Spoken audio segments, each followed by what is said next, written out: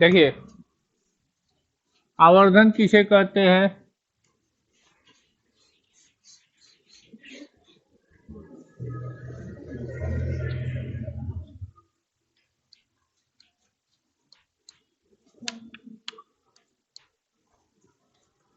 Magnification.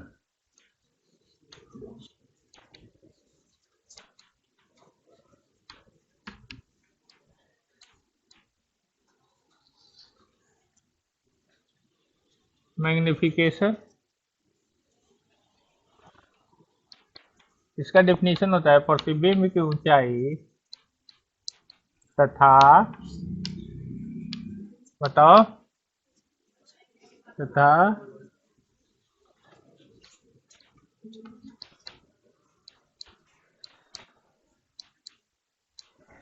तथा वस्तु के ऊंचाई के अनुपात को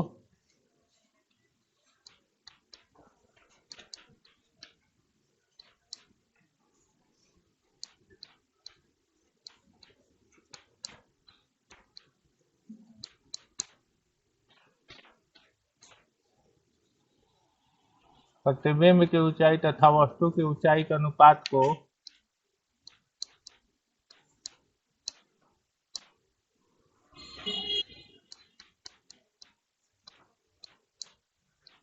आवर्धन कहते हैं।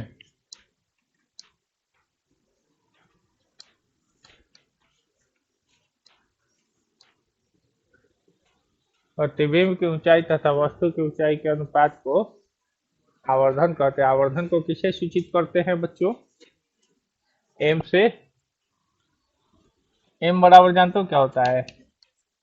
एच डैश बटा में और बराबर में वी बाई, ये अपवर्तन की कहानी में हो जाता है, माइनस वी बाई यू परावर्तन की कहानी में। दर्पण में एम बराबर माइनस वी बाई यू होता है ना, अपवर्तन में। अब चोखा नहीं मुंह मत बनाओ, पढ़े ने फिर बनैलक चोखा नहीं मुंह।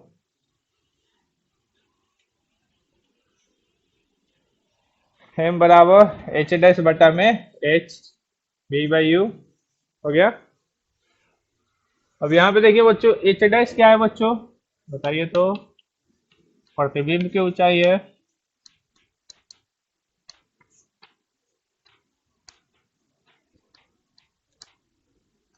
एच क्या है बच्चों? वस्तु की ऊंचाई। भी क्या है बच्चों? प्रतिबिंब दूरी।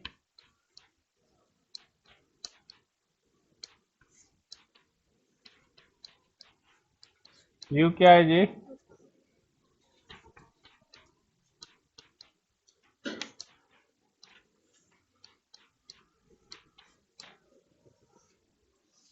वस्तु दूरी हो गया। अब देखिए, अगर कहेगा बच्चों जब प्रतिबिंब बड़ा हो, क्या हो बच्चों?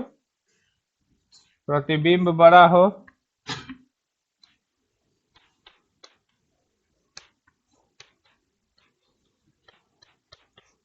तो आवर्धन एम का मान ग्रेटर देन क्या हो जाता है? 1। प्रतिबिंब छोटा हो तो बताइए बच्चों? हाँ, प्रतिबिंब छोटा हो तो एम का मान 1 से छोटा। प्रतिबिंब बराबर हो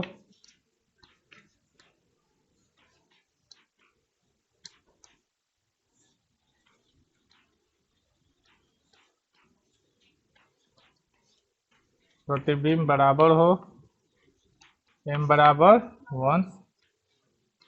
वास्तविक हो, वास्तविक के लिए एम बराबर निगेटिव। और काल्पनिक, हाँ, बहुत अच्छा, काल्पनिक के लिए एम बराबर पॉजिटिव हो जाता है। ठीक है, काल्पनिक प्रतिबिंब के लिए आवर्धन का मान प्लस होता है। ठीक है,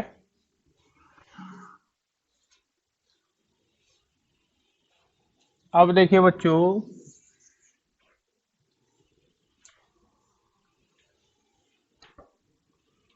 अगला हेडिंग है बच्चों लेंस की क्षमता।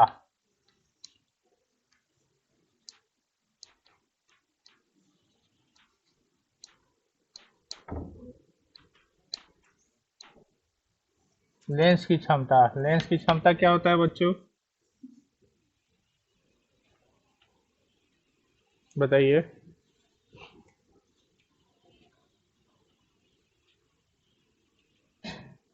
किसी लेंस की फोकस दूरी के व्युत्क्रम को हम लेंस की क्षमता कहते हैं।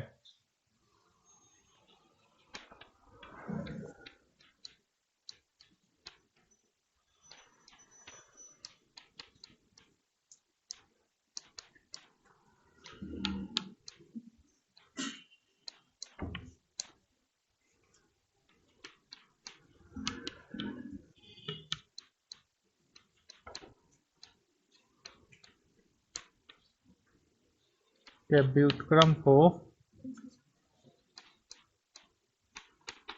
लेंस की क्षमता कहते हैं।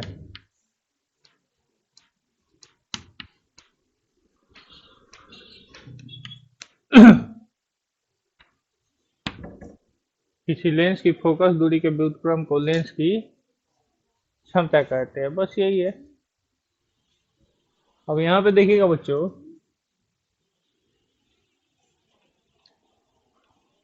यदि फोकल लेंथ किसमें हो, मीटर में हो, मतलब एफ का मान किसमें हो, मीटर में हो, तो P बराबर 1/f होता है ना, समझ में आया। P बराबर 1/f होता है। यदि यदि फोकस दूरी किसमें हो, सेंटीमीटर में हो, नहीं समझ में आया। अब P बराबर जानते हो क्या हो जाएगा, 1/, ये सेंटीमीटर में है तो इसको मीटर में बदलेंगे ना, तो 1/100 हो जाएगा, तो ये मीटर में नहीं आ गया, और ये पलटी मार देगा तो 100 में क्या हो जाएगा, f। तो डायरेक्ट मीटर में हो तो ये सूत्र लगा देना, और सेंटीमीटर में हो तो ये सूत्र लगा देना। अब देखिए, उत्तल लेंस के लिए, उत्तल लेंस के लिए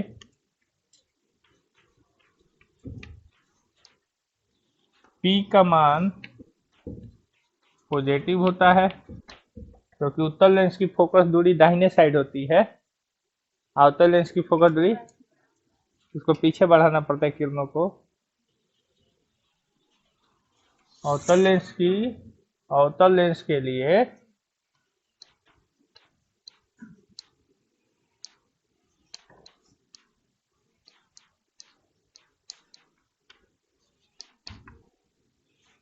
अवतल लेंस के लिए P का मान जानते हो क्या होता है, निगेटिव हो जाता है। क्या हो जाता है, निगेटिव हो जाता है। P का एसआई मात्रक, यानी पावर ऑफ लेंस, लेंस की क्षमता, P का एसआई मात्रक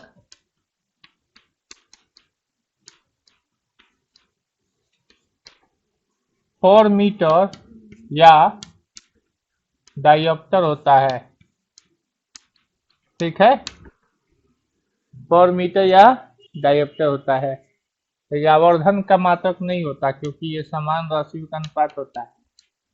देखिए, प्रतिबिंब की भी ऊंचाई अगर मान लो सेंटीमीटर में, तो वस्तु की भी ऊंचाई किस में रहेगा, सेंटीमीटर में। तो सेंटीमीटर से सेंटीमीटर क्या हो जाएगा, कैंसिल हो जाएगा, ठीक है। तो इसलिए चूंकि यह समान राशियों का अनुपात है, इसलिए इसका मात्रक नहीं होता है। हम लिखेंगे, चूंकि आवर्धन, चूंकि आवर्धन समान राशियों का अनुपात होता है,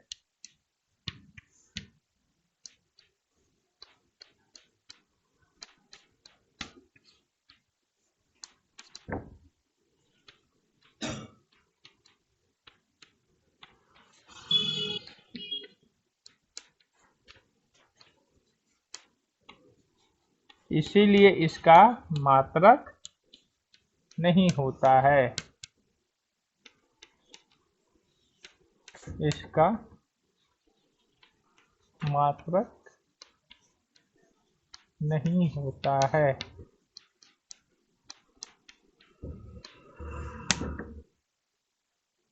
ठीक है,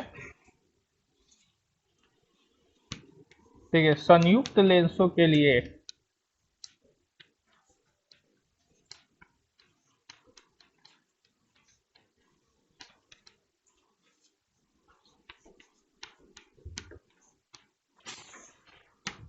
संयुक्त लेंस समझते हो ना, एक से अधिक लेंस यदि जुड़े हुए हो, पहला लेंस, दूसरा लेंस, तीसरा लेंस, चौथा लेंस, पांचवा लेंस, उसमें एक और लेंस भी, तो इससे कोई अंतर नहीं पड़ता है बेटा। तो इन सभी लेंसों का समतुल्य फोकस दूरी कितना होगा? तो सभी लेंसों का समतुल्य फोकस दूरी जानते हो कैसे निकलता है? 1/f बराबर 1/f1 plus 1/f2 plus 1/f3 dot dot dot, या p बराबर p1 plus p2 plus p3 plus dot dot dot, ऐसे ही निकल जाता है। प्रॉब्लम, अगर उत्तल लेंस होगा तो सारे फोकस प्लस में होंगे, और उत्तल लेंस होगा तो माइनस में उसमें रखा जाएगा, और इस तो इसका से क्या हो जाएगा, निकल जाएगा। ठीक है, अब आता है लेंस सूत्र। लेंस सूत्र क्या होता है? लेंस सूत्र ये होता है लेंस, हम आप लोग को पढ़ाए हैं बेटा, और ये होती है इसका प्रकाशीय केंद्र, ये फोकस होता है, ये 2f होता है, फोकस होता है, और ये 2f होता है। ठीक है, अगर वस्तु यहाँ पे रहती है, ऑब्जेक्ट यहाँ पे है, तो इमेज यहाँ पे बनेगा, मालूम है ना रे बेटा? 2f और f के बीच में होता है, तो 2f और अनंत के बीच में बनता है। This is the object and this is the image and this is the focus दूरी एंड दिस इज द प्रतिबिंब दूरी और दिस इज द वस्तु दूरी। ठीक है, u बराबर क्या होता है बच्चों? वस्तु दूरी। v बराबर क्या होता है बच्चों?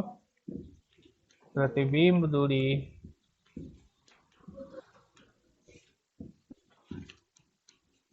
और f बराबर क्या होता है बच्चों? फोकस दूरी। तो जानते हो लेंस का सूत्र क्या हो जाता है?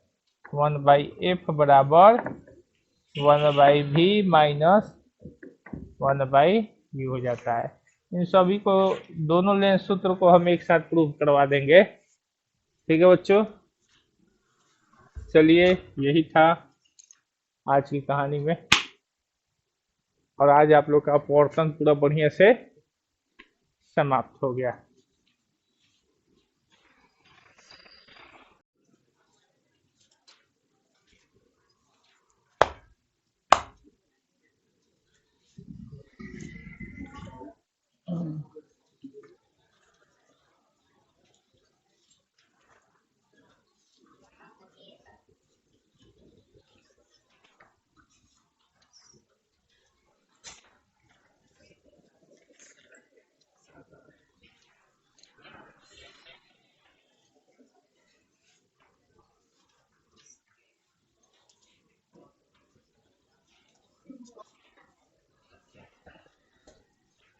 देखिए बच्चों, आज हम लोग न्यूमेरिकल पढ़ेंगे।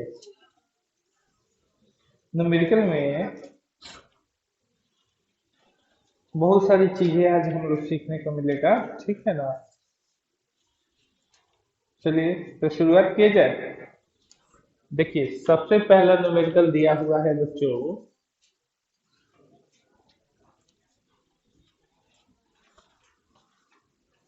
क्वेश्चन पढ़िए, एग्जाम्पल का न्यूमेरिकल।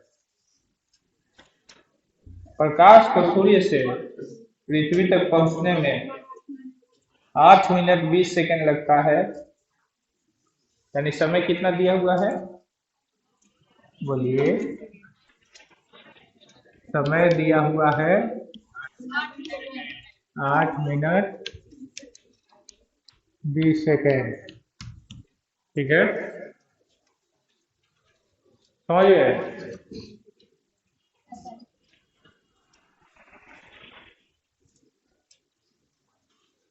कह रहा है सूर्य से पृथ्वी की दूरी 15 करोड़ किलोमीटर है। कितने करोड़ किलोमीटर है सूर्य से पृथ्वी की दूरी, यानी दूरी आपको मिल गया है, दूरी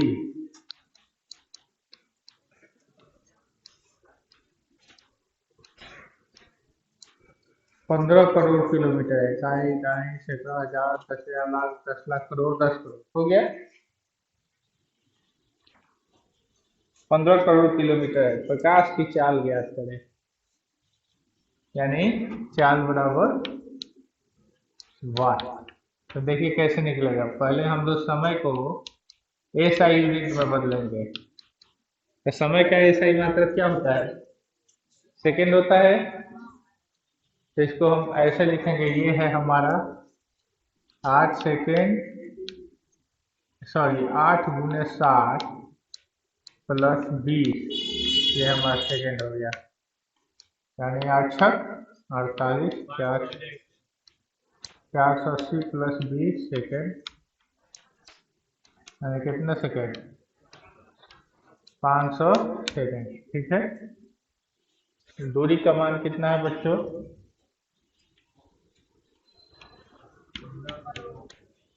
दूरी 15 करोड़ किलोमीटर है। तो इसको मीटर में बदलेंगे हम लोग।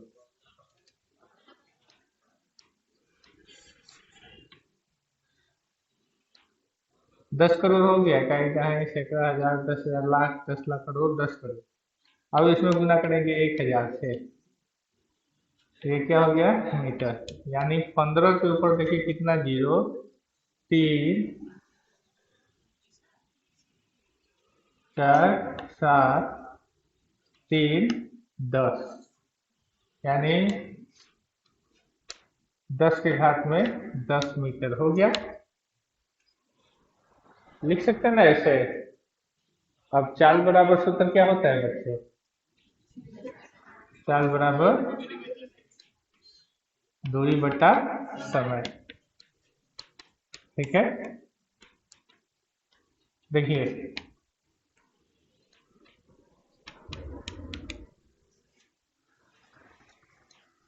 दूरी का मान कितना है, 15 × 10 के घात में 10। समय का मान कितना है, 500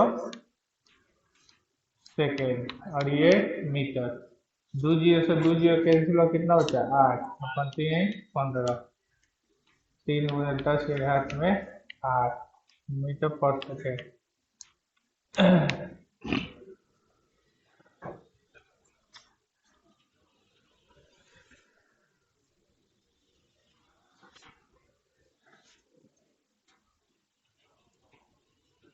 दूसरा नंबर क्वेश्चन कह रहा है, निर्वात में प्रकाश की चाल। निर्वात में प्रकाश की चाल दिया हुआ है 3 × 10 के घात में 8 मीटर प्रति सेकेंड है। और कांच में प्रकाश की चाल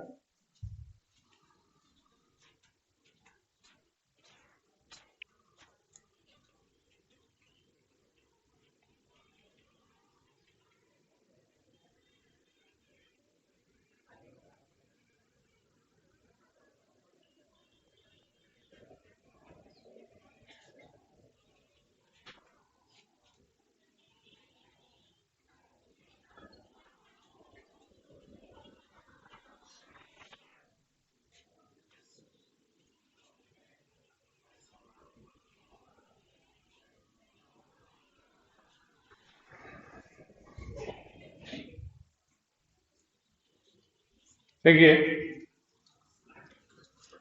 निर्वात में प्रकाश की चाल दिया हुआ है आपको,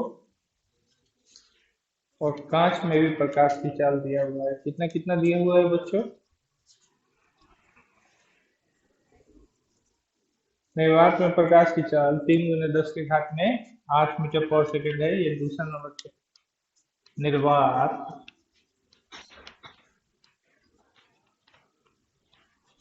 में प्रकाश की चाल बराबर 3 × 10⁻⁸ ये है निर्वात में प्रकाश की चाल 3 × 10⁸ है। और कांच में प्रकाश की चाल कितना दिया हुआ है? कांच में प्रकाश की चाल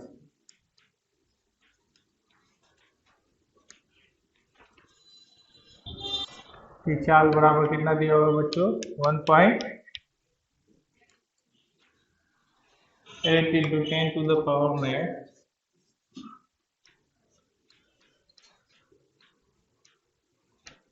ठीक है, ये निकल गया। बोलिए। अब देखिए कह रहा है कि अपवर्तनांक का मान ज्ञात करें।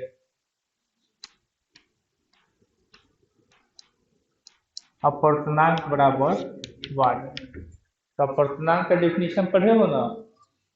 निर्वात में प्रकाश की चाल बटा में उस माध्यम में प्रकाश की चाल। ठीक है, तो अपवर्तनांक बराबर हो गया बच्चों, हाँ, निर्वात में प्रकाश की चाल बटा में निर्वात में प्रकाश की चाल बटा में उस माध्यम में प्रकाश की चाल।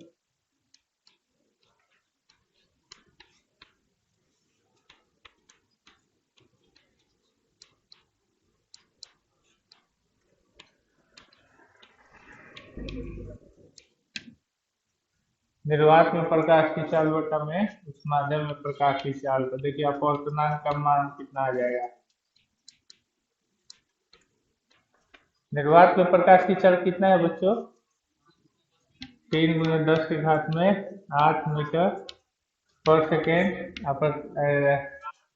कांच में प्रकाश की चाल 1.8 × 10⁸ मीटर/सेकेंड। 10⁻⁸ से 10⁻8 कट गया, मीटर/सेकेंड से मीटर/सेकेंड कट गया। और 3 और दशमलव हटा तो ऊपर जानते हो कितना बढ़ गया? 0 बढ़ गया और 18 हो गया। और ये 4×5=18, 5/3 और 3 से भागा देंगे तो 3 एकम 3 और 318, 3×18, 3×18 डॉट डॉट डॉट, यानी 1.67 हो गया बच्चों। समझ में आ गया? नहीं आया? भर जाना है या?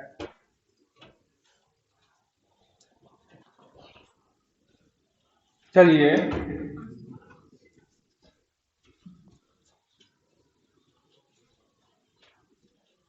कह रहा है निर्वात में प्रकाश की चाल 3 × 10⁸ मीटर/सेकेंड हो तो 1.50 अपवर्तनांक वाले कांच में प्रकाश की चाल क्या होगी? देखिए बच्चों, ये 3 नंबर न्यूमेरिकल दिया हुआ है। निर्वात में प्रकाश की चाल आप लोगों को दे दिया है बच्चों।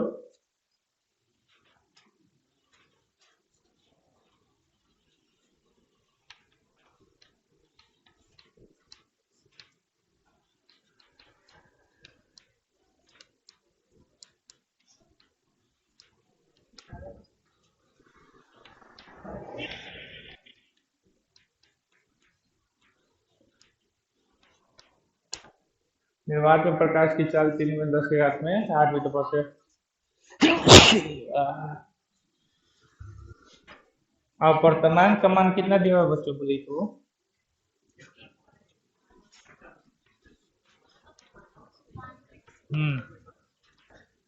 देखिए अपवर्तनांक का मान लिया हुआ है 1.5, यही ना कह रहा है? तो कह रहा है कांच में चाल क्या होगा? कांच में प्रकाश की चाल क्या होगा?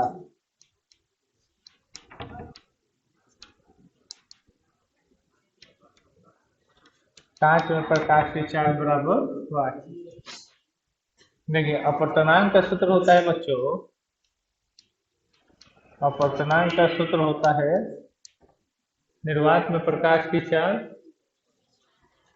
हाँ, निर्वात में प्रकाश की चाल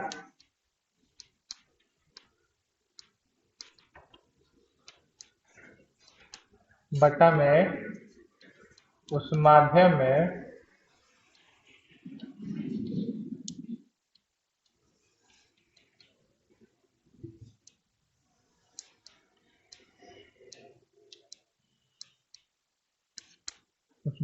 प्रकाश की चाल। तो देखिए अपवर्तनांक का मान कितना दे दिया हुआ बच्चों, बोलो 1.5। निर्वात में प्रकाश की चाल 3 गुने 10 के घात में 8 मीटर पर सेकेंड।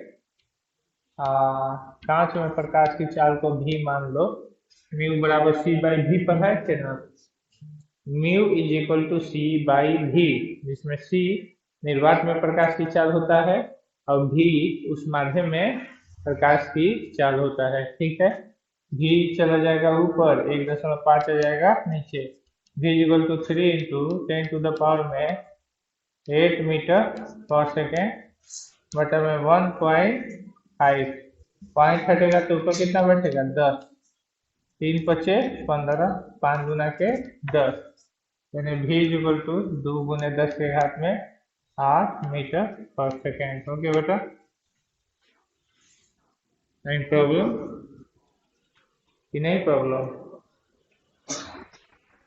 समझ में आ रहा है?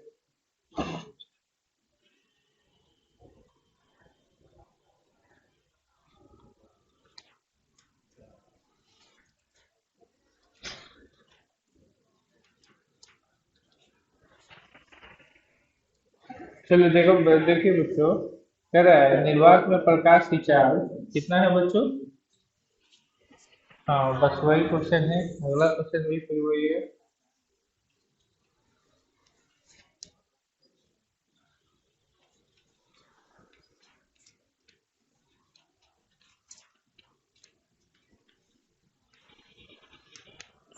निर्वात में प्रकाश की चाल कितना दिए हुए है बच्चों,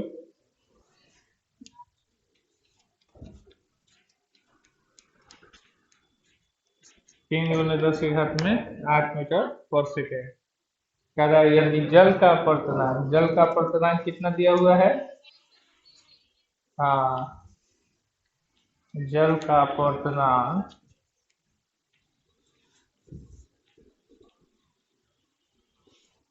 यदि जल का अपवर्तनांक 1.33 हो तो कितना हो, 1.33, ठीक है, 1.33 हो तो जल में प्रकाश की चाल क्या होगी, किसमें, जल में प्रकाश की चाल, ठीक है बच्चों, जल में प्रकाश की चाल बराबर वाट, ठीक है। अपवर्तनांक का डिफिनेशन आप लोग जानते ही हो, निर्वात में प्रकाश की चाल बटा में उस माध्यम में प्रकाश की चाल, ठीक है।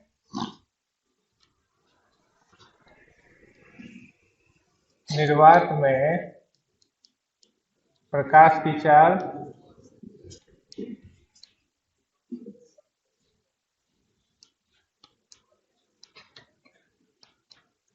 बटा में उस माध्यम में प्रकाश की चाल,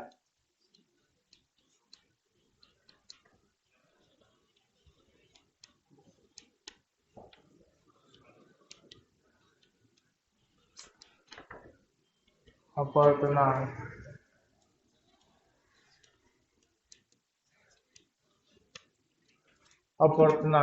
अपवर्तनांक का डिफिनेशन यही था, अपवर्तनांक बराबर निर्वात में प्रकाश की चाल बटा में उस माध्यम में प्रकाश की चाल। अपवर्तनांक का मान कितना दिया हुआ है, 1.33, और निर्वात में प्रकाश की चाल 3 गुने 10 के घात में 8 मीटर पर सेकेंड और बटा में भी, उस माध्यम में प्रकाश की चाल को भी से सूचित किया जाता है, भी चला गया ऊपर, 1.33 आ गया बच्चों नीचे, V equal to 3 into 10⁻⁸ by 1.33 दशमलव हटा, ऊपर कितना बढ़ जाएगा 100, बैठेगा ना, 3 आगे 100 से गुना हो जाएगा तो कितना हो जाएगा बच्चों 300 गुना 10⁻⁸ अब बटा में 133 भागा दे के देख लीजिए कितना आ रहा है, 1 दशमलव समथिंग आएगा जो भी है, नहीं 2 दशमलव समथिंग आएगा, भागा देके बताइए तो कितना आ रहा है 2.26, चलिए ठीक है, 2.26 गुना 10⁻⁸ ठीक है, कह रहा है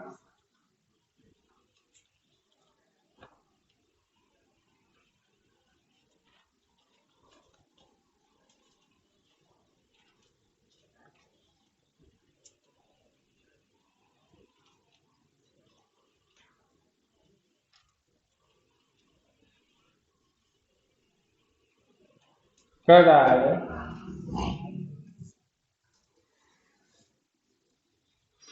5 नंबर क्वेश्चन, यदि हीरे में प्रकाश की चाल निर्वात में प्रकाश की चाल का 0.42 गुना हो तो हीरे का अपवर्तनांक क्या होगा, यही क्वेश्चन कह रहा है ना, पढ़िए, यदि हीरे में प्रकाश की चाल निर्वात में प्रकाश की चाल का 0.42 गुना हो तो हीरे का अपवर्तनांक क्या होगा, सिंपल सी बात है बच्चों, देखिए कैसे निकलेगा, 5 नंबर क्वेश्चन है, हीरे में प्रकाश की चाल तो लिख लो, निर्वात में प्रकाश की चाल लिखो, निर्वात में प्रकाश की चाल,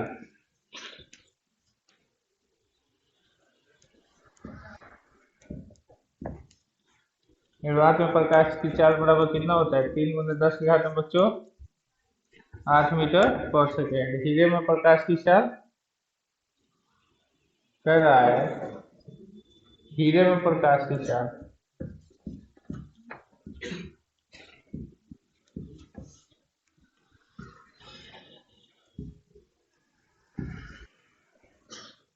हीरे में प्रकाश की चाल,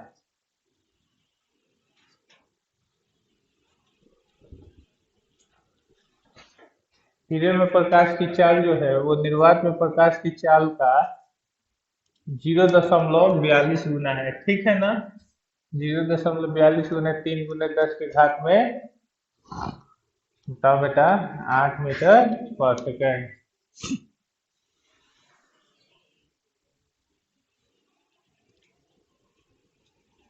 तो कह रहे हैं हीरे का अपवर्तनांक क्या होगा, तो हीरे का अपवर्तनांक नहीं निकाल सकते हो, बताइए अपवर्तनांक का सूत्र क्या होता है, अपवर्तनांक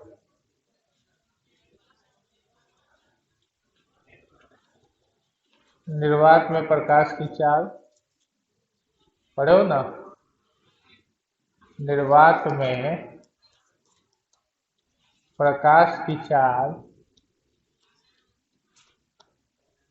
बटा में उस माध्यम में प्रकाश की चाल, ठीक है, बटा में उस माध्यम में प्रकाश की चाल,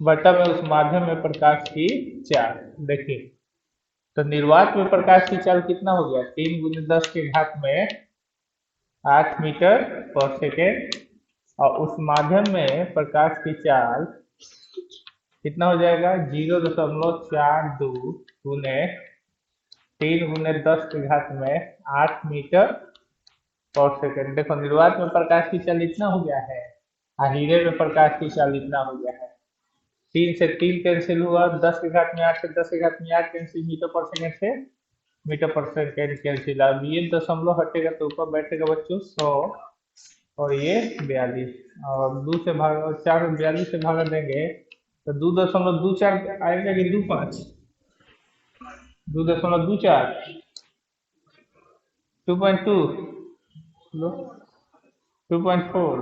चलिए आंसर आ गया। लीजिए। सारे हो गए बच्चों? हैं? बोलो। सारी कहानी खत्म।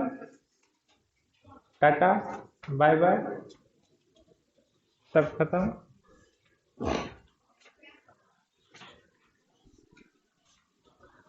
उतारो। पहले उतारोगे तब न ढेर कहोगे या कम कहोगे।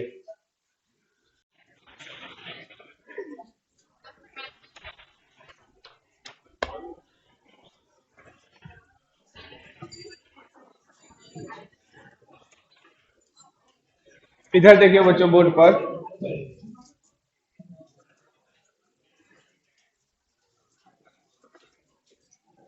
हवा में जाते ही प्रकाश की एक किरण किसी पारदर्शी पदार्थ पर आपतित होती है। देखिए अगला न्यूमेरिकल है। ये है पारदर्शी पदार्थ। इस पर एक किरण आपतित होती है। ठीक है। यदि किरण अभिलंब से 45 डिग्री का कोण बनाती है। अभिलंब से कितना डिग्री का कोण बनाती है? ये कितना डिग्री का कोण बनाती है अभिलंब से? ए, सीधा हो। हाँ। कितना डिग्री का कोण बनाती है? 45 डिग्री। 45 डिग्री का कोण बनाती है। और पारदर्शी पदार्थ में प्रवेश करने पर 15 डिग्री से मुड़ जाती है। कितना डिग्री से मुड़ जाती है? 15 डिग्री से मुड़ जाती है। यानी पहले 45। ये कितना डिग्री से मुड़ गई? 15। तो ये कितना बचा बच्चों? 30। तभी ना 30 और 15 कितना हो जाएगा? 45। समझ में आ गया? तो ये है आई का मान और ये है आर का मान।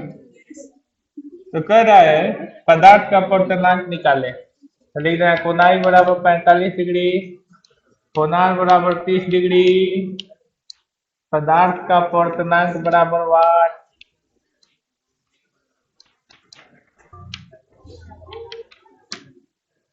यही क्वेश्चन बन गया है।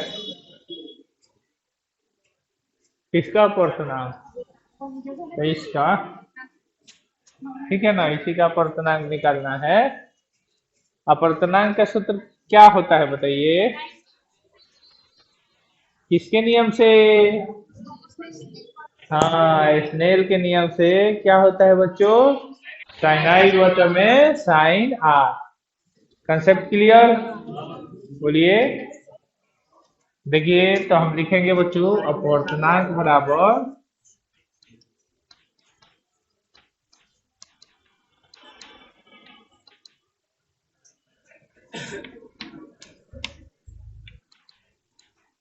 साइन आई बटा में साइन आर। साइन आई का मान बेटा और साइन आर का मान। ठीक है। साइन 45 डिग्री का मान होता है 1 बटा में रूट अंडर 2। साइन 30 डिग्री का मान 1 बटा 2। पलटी मार देगा तो 1 बटा में रूट अंडर 2 गुने 2। और रूट 2 से 2 कितना बार में जाएगा? रूट 2 बार में। और 2 का मान होता है 1.414। हो गया बच्चों? रूट 2 का मान होता है 1.414। Concept clear? कह रहा है एक उत्तल लेंस से 30 सेंटीमीटर की दूरी पर रखी हुई एक वस्तु का वास्तविक प्रतिबिंब लेंस से 20 सेंटीमीटर की दूरी पर बनता है। देखिए यही है बच्चों 6 नंबर। ये है 7 नंबर सॉरी। ये है उत्तल लेंस। इस उत्तल लेंस से वस्तु जानते हो कितना दूरी पर है बच्चों? वस्तु कितनी दूरी पर है? 30 सेंटीमीटर। और इसका वास्तविक प्रतिबिंब कितना दूरी पर बन रहा है? 20 सेंटीमीटर। तो ये ऑब्जेक्ट है और ये इमेज है। समझ में आया बच्चों? एक ऑब्जेक्ट है और एक इमेज है। समझिए इस बात को। तो देखिए 30 सेंटीमीटर है वस्तु दूरी, तो u बराबर -30। और वास्तविक प्रतिबिंब भी तो इधर ही ना बनता है। नहीं नहीं नहीं, वास्तविक प्रतिबिंब लेंस के दूसरी तरफ बन जाता है, सॉरी ये तो दर्पण की कहानी है। इधर बन जाता है बच्चों वास्तविक प्रतिबिंब। ये कितना सेंटीमीटर बच्चों? 20 सेंटीमीटर। भी का मान कितना हो जाएगा? +20 हो जाएगा। +20 सेंटीमीटर, ये आपका इमेज हो गया। तो कह रहा है F बराबर वाट। तो F बराबर नहीं निकाल सकते हो बच्चों? सूत्र क्या हो जाएगा? 1/f बराबर 1/v माइनस 1/u। अब बताइए 1/f बराबर 1/v का मान कितना है बच्चों? 20 माइनस 1/u का मान -30, माइनस माइनस प्लस 1/f बराबर 20 और 30 का लघुत्तम 60, 20 आई 60 और 30 20 है 60, यानी 5/7 सेंटीमीटर। 5 एकम 5 और 5 एकम 5, 5 दूनी के 10, यानी 1/f बराबर कितना हो गया? 1/12 सेंटीमीटर। इसको पलटी मरवा दो तो f बराबर कितना हो गया बच्चों? बोलो तो। प्लस में आए कि माइनस में? यानी इसकी फोकस दूरी इधर हो जाती है। याद आ गया?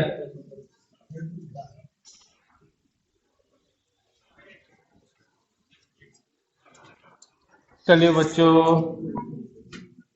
कह रहा है एक अवतल लेंस से 30 सेंटीमीटर की दूरी पर रखी एक वस्तु का प्रतिबिंब। अवतल लेंस समझते हो ना बच्चों? बताइए, अवतल लेंस ऐसा ही होता है, ठीक है? वस्तु भी इधर रहता है, प्रतिबिंब भी इधर बनता है हमेशा, ठीक है ना? अवतल लेंस के दो ही स्थिति में प्रतिबिंब बनता है, एक अनंत पर और एक अनंत लेंस के बीच में, ठीक है? तो ये अवतल लेंस के इधर का ही सिचुएशन है, ठीक है ना बच्चों? तो देखिए वस्तु कितना सेंटीमीटर की दूरी पर है बच्चों? बोलो तो। वस्तु दूरी कितना है? 30 सेंटीमीटर, ठीक है। प्रतिबिंब कितना दूरी पर है? बोलो रे। 20 सेंटीमीटर। तो देखिए कह रहा है एक अवतल लेंस से 30 सेंटीमीटर की दूरी पर रखी हुई एक वस्तु का प्रतिबिंब लेंस से 20 सेंटीमीटर की दूरी पर बनता है। तो 30 सेंटीमीटर की दूरी पर रखी वस्तु का प्रतिबिंब लेंस से कितना सेंटीमीटर पर बनता है? 20। यानी ये O है और ये I है। O मतलब ऑब्जेक्ट और I मतलब इमेज। तो बताइए U का मान कितना दिया हुआ है? -30। और V का भी मान कितना दिया हुआ है? -20। तो कह रहे हैं फोकस दूरी निकालिए, यानी F बराबर वाट। निकाल सकते हो बच्चों? निकाल दोगे ना? देखिए यहाँ पे सूत्र होता है 1/f बराबर 1/v माइनस 1/u। अब इसके बाद आप कर सकते हो, हम नहीं करेंगे। कर लोगे ना? 9 नंबर क्वेश्चन पढ़िए। 9 नंबर क्वेश्चन पढ़िए। कौन सा लेंस है 9 नंबर में? अवतल ही लेंस है। 9 नंबर में अवतल लेंस है। 15 सेंटीमीटर फोकस दूरी वाले अवतल लेंस द्वारा। अवतल लेंस की फोकस दूरी इधर ही होती है बच्चों। और ये कितना है बच्चों? बोलो तो। 15 सेंटीमीटर फोकस दूरी वाले अवतल लेंस द्वारा किसी वस्तु का प्रतिबिंब लेंस से 10 सेंटीमीटर दूर पर बनता है। वस्तु का प्रतिबिंब यानी वस्तु का इमेज कितना सेंटीमीटर की दूरी पर बनता है? 10 सेंटीमीटर की दूरी पर बनता है। तो कह रहा है वस्तु की दूरी तथा आवर्धन निकाले, यानी ये ऑब्जेक्ट का जो दूरी है और ये इमेज है। तो वस्तु दूरी u बराबर वाट, v का मान -10 और f का मान कितना हो गया? -15 सेंटीमीटर। ठीक है, एफ का मान -15 सेंटीमीटर हो गया बच्चों। बोलिए, तो कैसे निकलेगा बच्चों? कह रहा है आवर्धन एम का भी मान निकालिए। तो देखिए कैसे निकलेगा। सबसे पहले यू का मान निकालने के लिए, यू का मान निकालने के लिए कौन सा सूत्र लगाओगे? 1/f बराबर 1/v माइनस 1/u। नहीं समझ में आया? तो यहाँ से किसका मान निकल जाएगा? यू का मान निकल जाएगा। उसके बाद एम का मान पूछ रहा है, तो एम बराबर क्या होता है? सिर्फ v बाई यू होता है लेंस के लिए, लेकिन दर्पण के लिए आप लोग क्या पढ़े हो? -v/u पढ़े हो। तो u का मान ऊपर निकाल लेना। अब v और f का मान नीचे दिया हुआ है, तो m का मान v/u करके निकाल लेना। अगला न्यूमेरिकल क्या है बच्चों? 10 नंबर। कह रहा है एक उत्तल लेंस जिसकी फोकस दूरी 10 सेंटीमीटर है, उसे 15 सेंटीमीटर की दूरी पर रखी एक वस्तु रखी है, प्रतिबिंब की स्थिति तथा उसकी प्रकृति बताए। यदि वस्तु की ऊंचाई 1 सेंटीमीटर हो तो प्रतिबिंब का आकार भी क्या होगा? समझिए, 10 नंबर क्वेश्चन कह रहा है।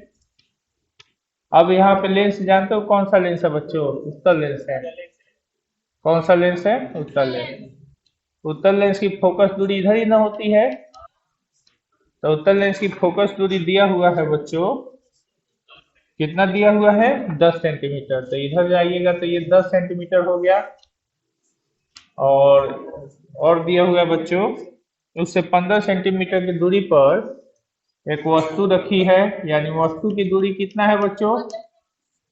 15 सेंटीमीटर वस्तु दूरी है, ये ऑब्जेक्ट है। और कह रहा है तो प्रतिबिंब की स्थिति क्या होगी और उसकी प्रकृति बताइए, यानी v बराबर वाट, m बराबर वाट। इसकी ऊंचाई जानते हो कितना सेंटीमीटर दिया हुआ है? देख लो, 1 सेंटीमीटर दिया हुआ है ना। तो देखिए u बराबर -15 सेंटीमीटर, v बराबर कितना सेंटीमीटर बेटा? 10 सेंटीमीटर। h बराबर कितना सेंटीमीटर बच्चों? 1 सेंटीमीटर। सॉरी, ये f बराबर होगा, फोकस दूरी f बराबर 10 सेंटीमीटर। तो कह रहा है v बराबर वाट। तो v बराबर जानते हो किस सूत्र से निकाल लेना बच्चों? 1/f बराबर 1/v माइनस 1/u से। ये v का मान निकाल लेना। उसके बाद कह रहा है प्रतिबिंब दूरी हो गया।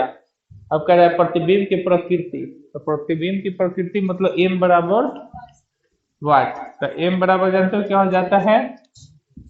m बराबर v/u। ठीक है, कोई दिक्कत नहीं ना? तो यहाँ से तो v का मान निकला रहेगा, u का मान पहले सही है, तो m का मान निकल जाएगा। ठीक है, उसके बाद अगला है बच्चों,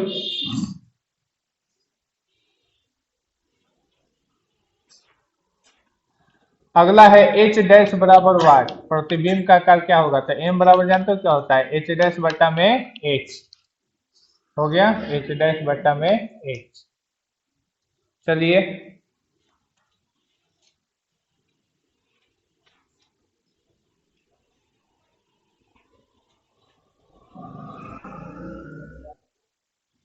कह रहा है अगला क्वेश्चन, 5 सेंटीमीटर ऊंची कोई वस्तु 10 सेंटीमीटर फोकस दूरी के किसी अभिसारी लेंस से 25 सेंटीमीटर की दूरी पर रखी गई है, तो प्रतिबिंब की स्थिति, आकार तथा प्रकृति निकाले। नहीं निकल सकता है? ये भी वही क्वेश्चन है बच्चों, 11 नंबर। ये अभिसारी लेंस मतलब जानते हो कौन सा लेंस होता है? अभिसारी लेंस मतलब कौन सा लेंस? उत्तल लेंस। उत्तल लेंस में कितनी सेंटीमीटर वस्तु ऊंची है? 5 सेंटीमीटर ऊंची वस्तु, 10 सेंटीमीटर फोकस दूरी। तब फोकस दूरी यही होता है इन लोगों का, ये 10 सेंटीमीटर फोकस दूरी वाले उत्तल लेंस के सामने 25 सेंटीमीटर की दूरी पर वस्तु रखी हुई है। कितना सेंटीमीटर की दूरी पर? 25 सेंटीमीटर की दूरी पर। अब वस्तु की जो ऊंचाई है 5 सेंटीमीटर दिया हुआ है, यानी एच का मान दिया हुआ है 5 सेंटीमीटर। समझो, फोकस दूरी कितना दिया हुआ है बच्चों, बोलो तो? +10 सेंटीमीटर। अब वस्तु दूरी कितना दिया हुआ है बच्चों, बोलो। है, सिर्फ 25 होगा। नहीं, हाँ, -25 सेंटीमीटर होगा।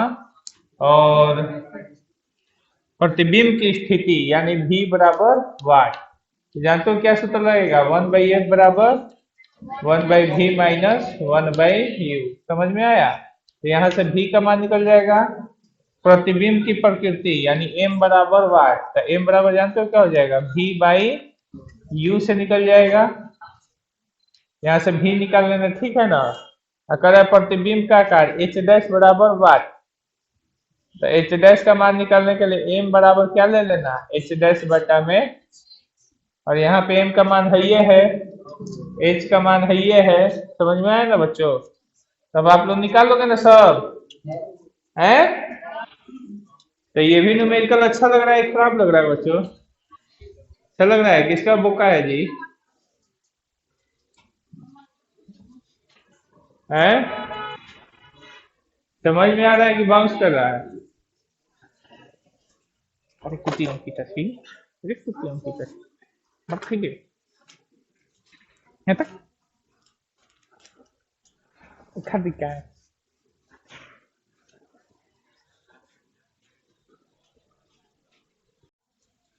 ऑपरेशन करी,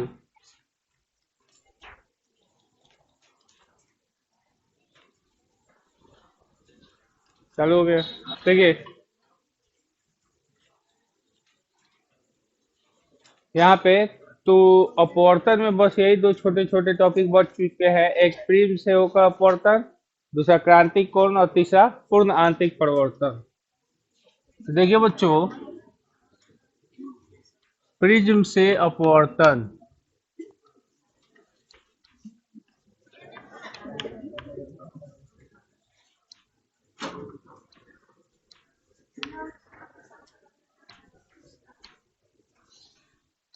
देखो बच्चों, प्रिज्म से प्रकाश की किरणों का किस प्रकार से अपवर्तन होता है, ये हम लोग समझेंगे, ठीक है। देखिए, प्रिज्म एक ऐसा पदार्थ होता है जो 5 सतहों से घिरा होता है। कितने सतहों से घिरा होता है? 5 सतहों से घिरा होता है।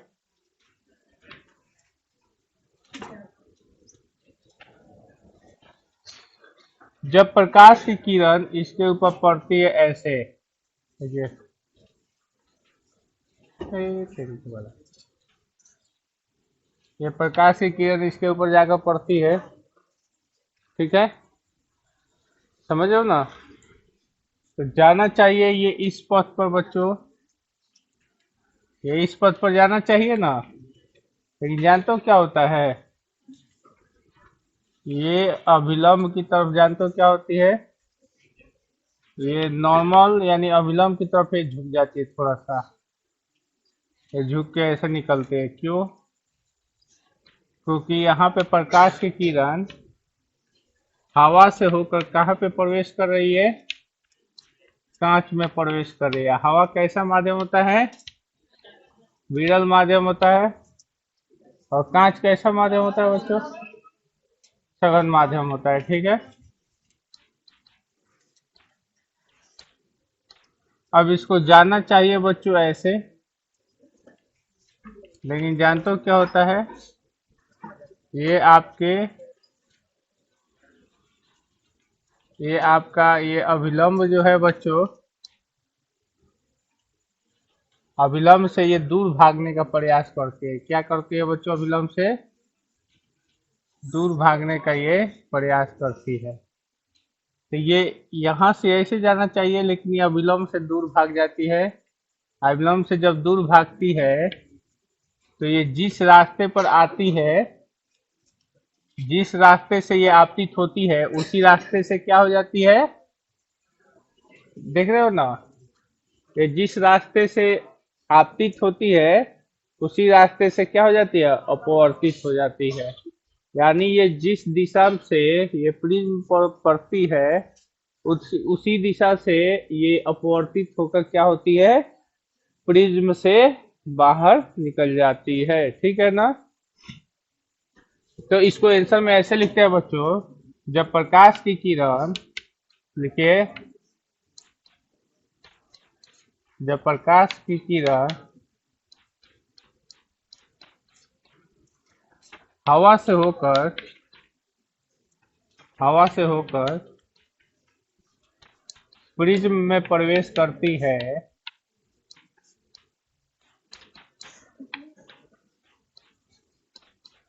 प्रिज्म में प्रवेश करती है,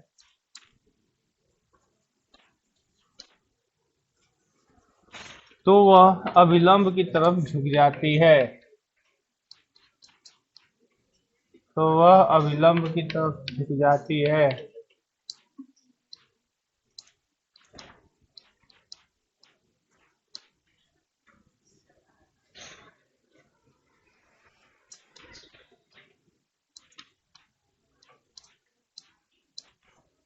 तो वह अभिलंब की तरफ झुक जाती है। ठीक है। दूसरा है बच्चों, और जब प्रकाश प्रिज्म से होकर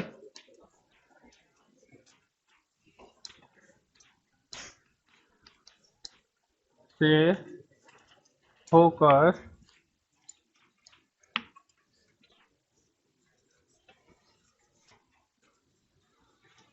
प्रिज्म से होकर बाहर निकलती है,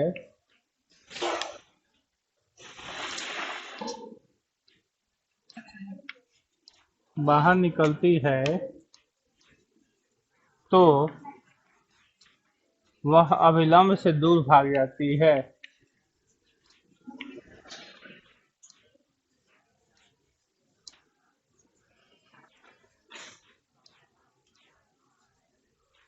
दूर भाग जाती है।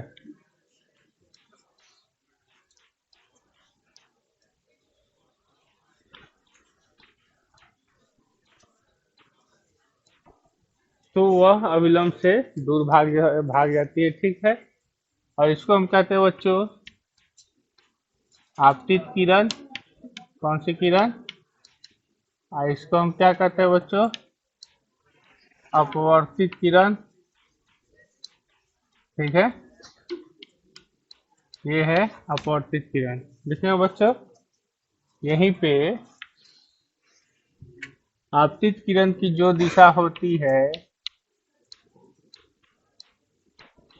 आपतित किरण की जो दिशा होती है,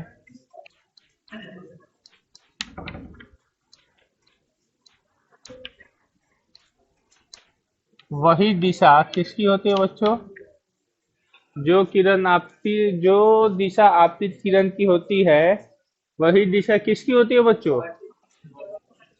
अपवर्तित किरण की होती है। आपतित किरण की जो दिशा होती है, वही दिशा अपवर्तित किरण की भी होती है। अपवर्तित किरण की भी होती है।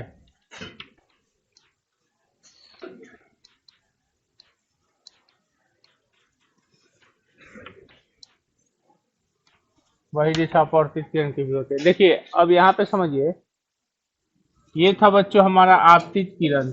कैसा किरण बच्चों? आपतित किरण। और ये हो गया बच्चों हमारा अपवर्तित किरण। कौन सा किरण? तो आपतित और अपवर्तित किरण के बीच में जो कोण बनता है, इसको हम विचलन कोण कहते हैं। क्या कहते हैं? हाँ। तो यहाँ पे डेल जो है, इसको हम कहते हैं बच्चों विचलन कोण। ठीक है। विचलन कोण। देखिए बच्चों, प्रिज्म से अपवर्तन के दौरान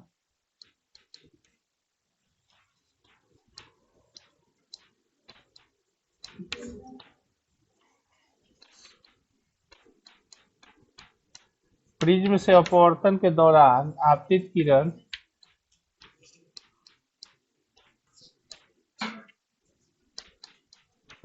किरण तथा अपवर्तित किरण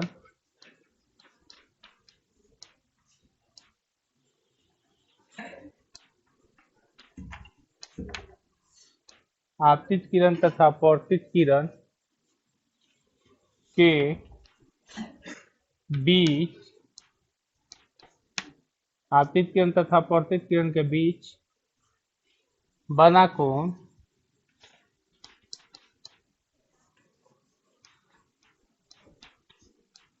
विचलन कोण कहलाता है। कौन सा कोण कहलाता है? विचलन कोण कहलाता है।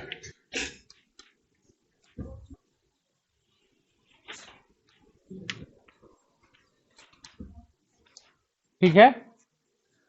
प्रिज्म से अपवर्तन के दौरान आपतित किरण, देखिए ये है आपतित किरण गई आगे, और ये है बच्चों अपवर्तित किरण। ठीक है, तो ये अपवर्तित किरण को हम पीछे बढ़ा देते हैं, तो आपतित किरण और अपवर्तित किरण के बीच बना हुआ कोण क्या कहलाता है? विचलन कोण कहलाता है। हो गया बच्चों। तो ये तो हो गया था बच्चों प्रिज्म से होगा अपवर्तन। देखिए बच्चों, अब हम एक घटना समझेंगे। क्या समझेंगे? एक घटना। घटना क्या होता है समझा दे आप लोग को। एक होता है बच्चों, इस घटना को समझिए, अपवर्तन, अपवर्तन कमा क्रांतिक कोण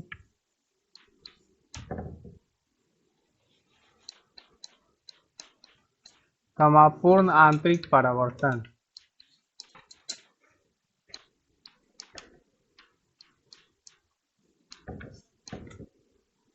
देखिए तीन घटनाएं होती है, तीन घटनाओं में आप लोग अपवर्तन पढ़े हो, क्रांतिक कोण नहीं पढ़े हो, अपूर्ण आंतरिक परावर्तन नहीं पढ़े हो। पढ़े हो बच्चों? पढ़े हो क्रांतिक कोण, अपूर्ण आंतरिक परावर्तन? कौन कर रहा है? हाँ पढ़े हैं बाबा। देखिए बच्चों, ये है बच्चों, देखिए ये है कांच। क्या है? कांच। समझो, देखिए कांच में अगर प्रकाश, यहाँ पे देखिए एक सिक्का यहाँ पे रखा हुआ है। क्या रखा हुआ है? सिक्का। सिक्का से चलने वाली प्रकाश की किरण कांच से जब हवा में जाने का प्रयास करती है तो क्या हो जाती है? अविलंब से क्या हो जाती है? दूर भाग जाती है, भाग जाती है। फिर यहाँ से और यहाँ पे गई, तब विलंब से और दूर भागी। ठीक है, लेकिन यहाँ से यहाँ पे गई तो अब ये ऐसे निकल जाएगी। समझ रहे हो ना? बोल रहे बेटा, समझ रहे हो?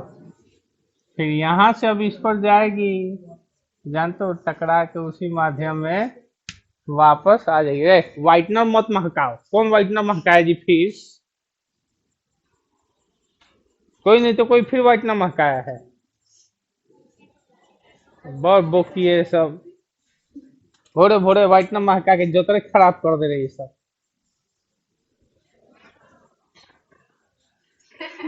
नहीं भाई, सेंट देता है वो, डेली सुबह सुबह उठ के सूखना उसको। देखिए यहाँ पे ये है बच्चों आपतन का कोण आई, ठीक है, और ये है अपवर्तन का कोण आर, ठीक है ना। यहाँ पे है बच्चों ये आपतन का कोण आई डैश, और ये है अपवर्तन का कोण आर डैश। लेकिन यहाँ पे जानते हो क्या हो जाएगा? यहाँ पे ये आपतन का कोण आई नहीं है, ये है बच्चों क्रांतिक कोण सी, और यहाँ पे अपवर्तन का कोण कितना डिग्री? 90 डिग्री। ठीक है, और यहाँ पे जो ये एंगल है ये आपका आई है, आई I1 है, और ये यहाँ पे अपवर्तन का कोण, ये परावर्तन का कोण हो जाएगा बच्चों।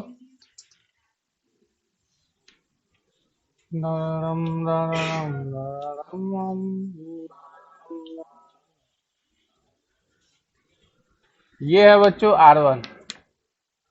देखिए यहाँ पे समझिए बच्चों, ये कोण छोटा है, ये कोण देख नहीं रही है?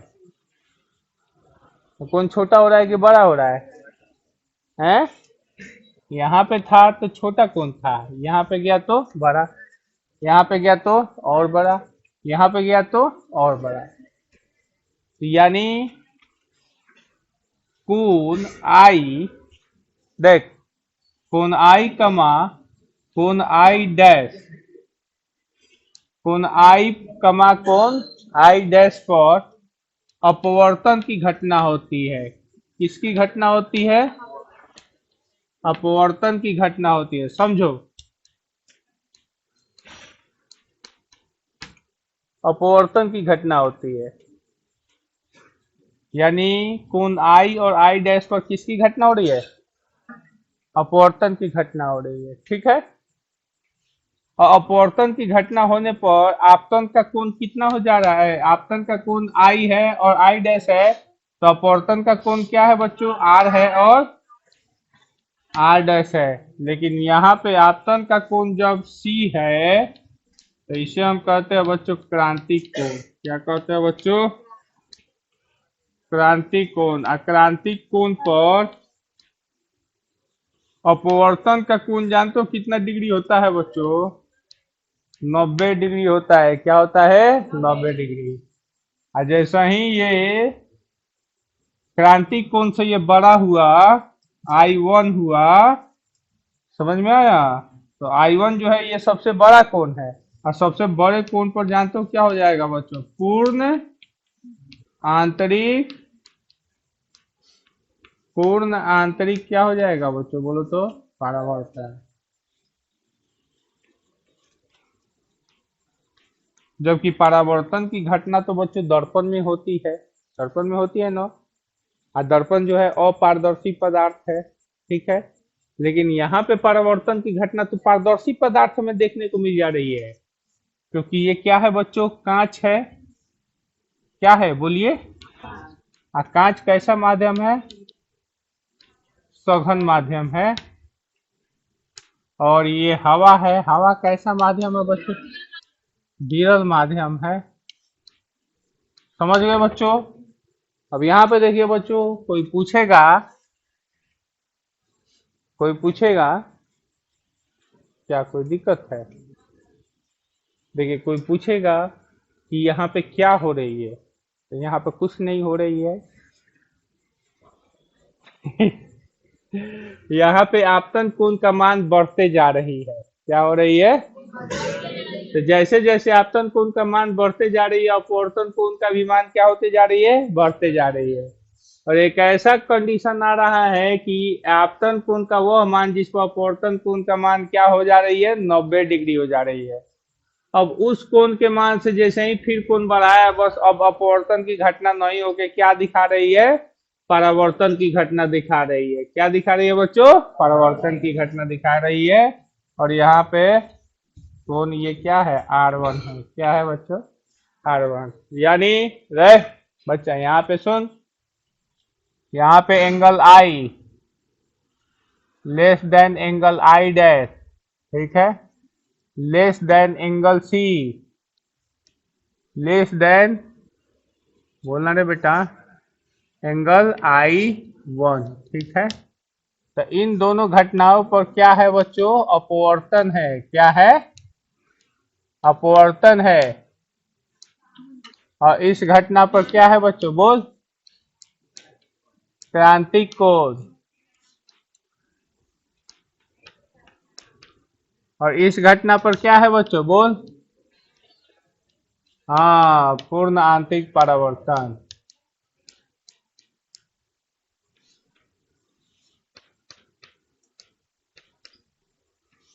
यानी सिंपल सी भाषा में हम लिख सकते हैं कि आपतन कोण का वह मान, यानी अगर कोई पूछे क्रांतिक कोण किसे कहते हैं, इसका इंग्लिश नाम होता है क्रिटिकल एंगल। तो सिंपल सा डिफिनीशन होता है आपतन कोण का वह मान, ठीक है, बोलो, आपतन कोण का वह मान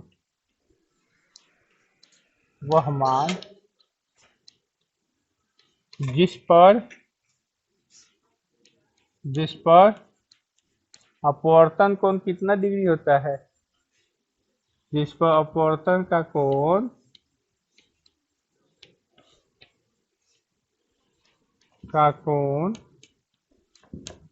कितना होता है बच्चों? 90 डिग्री। अर्थात एक समकोण होता है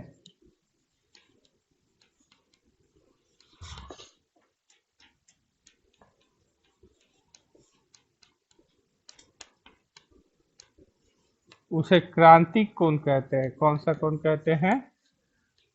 उसे क्रांतिक कोण कहते हैं।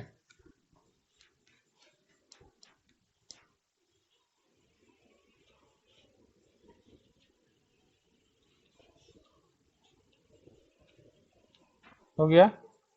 और यह घटना तभी संभव होती है यह घटना तभी संभव होती है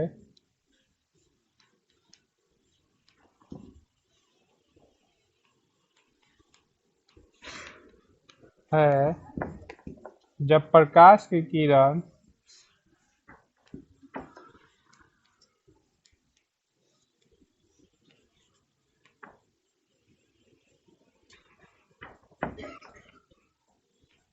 सघन माध्यम से किधर जाती है?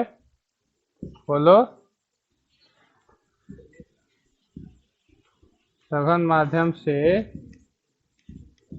विरल माध्यम में जाती है।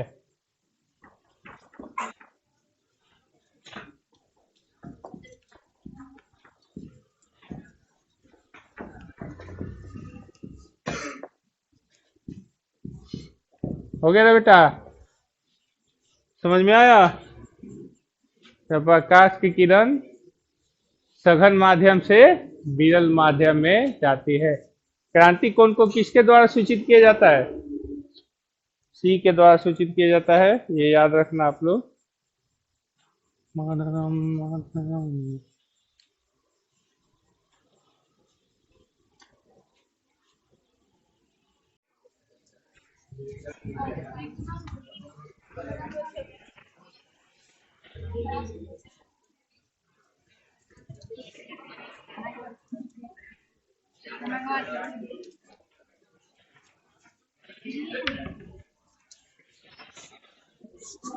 देखिए, अब जरा शांति बनाइए आप लोग, थोड़ा सा समझिए यहाँ पे बात। देखिए, क्वेश्चन कहता है कि क्रांति कोण होता क्या है। तो जब प्रकाश की किरण सघन माध्यम से विरल माध्यम में जाती है, ऐसे भी लिख लेना। जब प्रकाश की किरण सघन माध्यम से विरल माध्यम में जाती है तो आपतन कोण का वह मान जिस पर अपवर्तन कोण कितना डिग्री हो जाए? 90 डिग्री या एक समकोण। एक समकोण मतलब जानते हो क्या होता है? 90 डिग्री। 90 डिग्री या एक समकोण हो जाए तो उस आपतन कोण को हम क्रांति कोण कहते हैं। और क्रांति कोण को सी द्वारा सूचित किया जाता है। ठीक है। यदि प्रकाश की किरणें सघन माध्यम से विरल माध्यम में जाती है और उसका आपतन कोण का मान क्रांति कोण से छोटा होता है तो प्रकाश की किरणों का अपवर्तन होता है। क्या होता है? समझो ना? क्रांति कोण से छोटे पर जाएगी तो अपवर्तन की घटना दिखाएगी। लेकिन यदि प्रकाश की किरणें सघन माध्यम से विरल माध्यम में जाती है और उनके आपतन कोण का मान क्रांतिक कोण से अधिक होता है, क्या होता है? तब प्रकाश की किरणें उसी माध्यम में परावर्तित होकर लौट जाती है। देख लो, आपके फिगर में दिखाए हैं कि क्रांति कोण से ज्यादा होगा तो प्रकाश की किरणें अपवर्तित नहीं होकर परावर्तित हो जाती है। क्या हो जाती है? ठीक है। तो क्रांति कोण से छोटा रहेगा तो अपवर्तन की घटना होगा। क्रांति कोण से बड़ा रहेगा तो किसका घटना होगा बच्चों? बोलो तो। परावर्तन का घटना होगा। उस परावर्तन की घटना को हम क्या कहते हैं? पूर्ण आंतरिक परावर्तन कहते हैं। तो हेडिंग डालिए बच्चों, पूर्ण आंतरिक परावर्तन।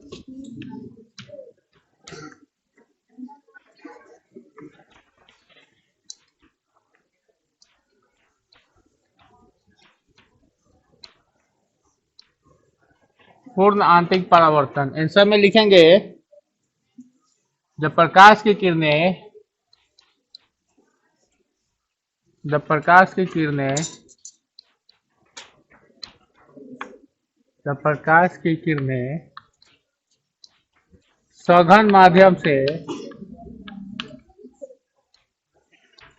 ए जब प्रकाश की किरणें सघन माध्यम से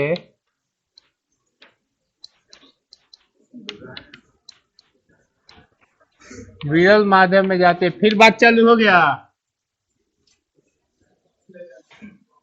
हाँ आ रहे हैं, आ रहे हैं।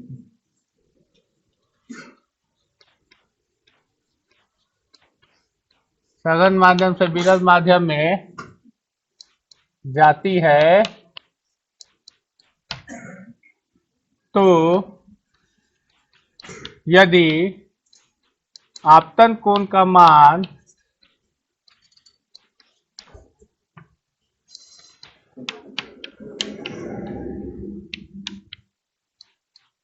आपतन कोण का मान क्रांतिक कोण से अधिक हो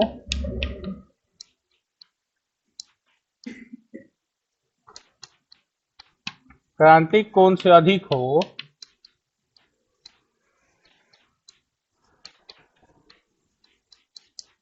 क्रांतिक कोण से अधिक हो तो प्रकाश की किरणें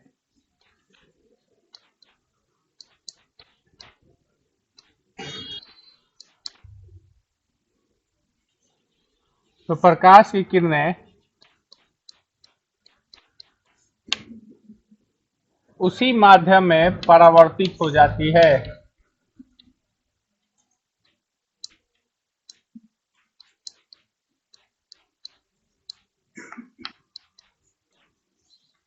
उसी माध्यम में परावर्तित हो जाती है। इस घटना को हम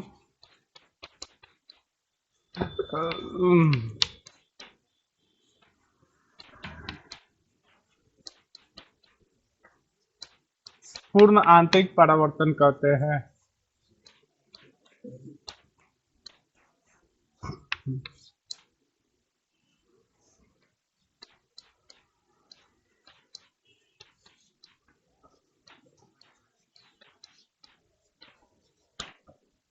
इस घटना को हम क्या कहते हैं बच्चों? पूर्ण आंतरिक परावर्तन कहते हैं। समझ में आया?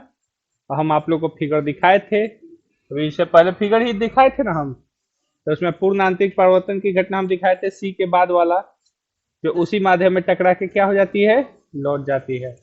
और हम ये भी दिखाए थे कि उस समय आपतन कोण का मान क्रांतिक कोण से क्या होता है? अधिक होता है। तो क्रांतिक कोण से अधिक हो तो पूर्ण आंतरिक परावर्तन, और कम हो तो अपवर्तन, क्रांतिक कोण पर हो तो 90 डिग्री पर अपवर्तन। कितना डिग्री पर अपवर्तन? ठीक है। अब देखिए पूर्ण आंतरिक परावर्तन के उदाहरण में जानते हो क्या होता है? रेगिस्तानी इलाकों में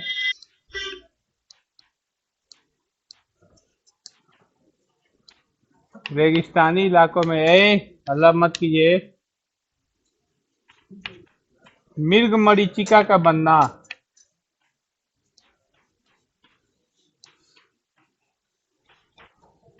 मृग मरीचिका, रेगिस्तानी इलाकों में मृग मरीचिका का बनना।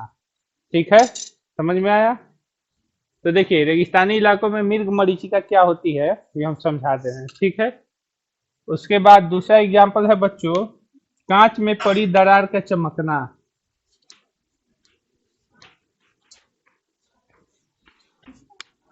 कांच में पड़ी दरार का चमकना, ये किस घटना के कारण होता है बच्चों? पूर्ण आंतरिक परावर्तन के कारण। पानी में के बुलबुले का चमकना, किसका चमकना? पानी में का बुलबुले का चमकना। बुलबुला रे बुलबुला, गाना सुने हो ना कि नहीं सुने हो? बुलबुले का चमकना।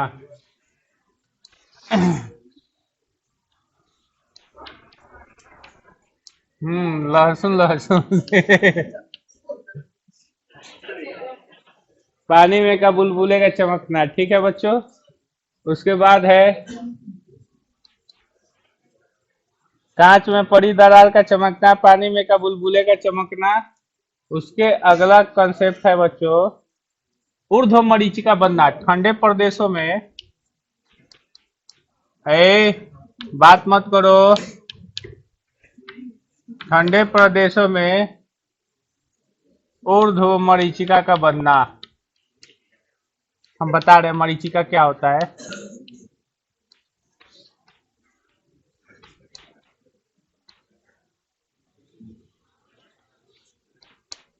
देखिए बच्चों हम बता रहे हैं मृग मरीचिका क्या होता है। देखिए हम बता रहे हैं, ये है बच्चों, ये है बच्चों आपका तार का गाछ। तार का गाछ देख रहे हो ना। चलिए तार का गाछ हम बहुत सुंदर बनाते हैं। तार यानी तरकुल का गाछ। आजकल इस पर खूब बढ़िया से तरकुला लिस्ट मिल रहा है।